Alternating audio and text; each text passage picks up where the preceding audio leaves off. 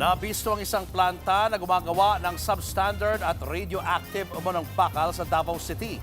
Personal pang pumunta sa lungsod si NBI Director Melvin Matibag, kaya umugong ang usap-usapang maaaresto na ang nagtatagong si Senator Bato de la Rosa. Nasa frontline ng balitang yan si Mobile Journal Chaz Paredes.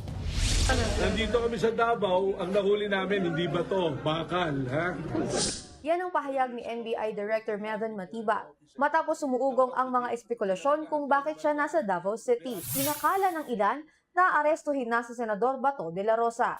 Pero ang talagang pakay raw ni Matibag ay ang raid sa isang steel plant facility sa lungsod.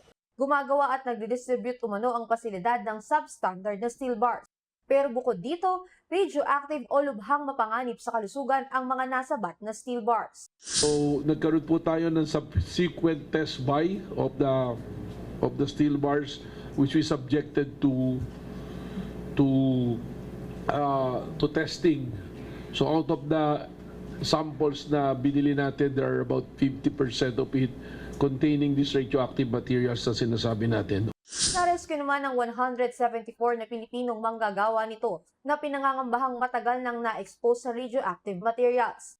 Napag-alamang ding wala silang lisensya para humawak, gumamit o magbenta ng radioactive materials. Inaresto naman sa operasyon ang nasa 14 na individual, kabilang ang ilang opisyal ng kumpanya.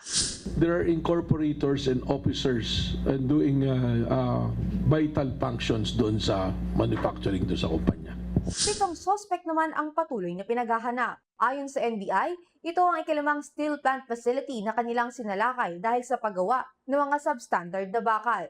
Napag-alaman din na 70% ng mga material mula sa mga gumuhong estruktura sa magnitude 7.8 na lindol sa Mindanao noong Hunyo ay galing sa kumpanyang pagmamayari ng niraid nila ngayong pasilidad.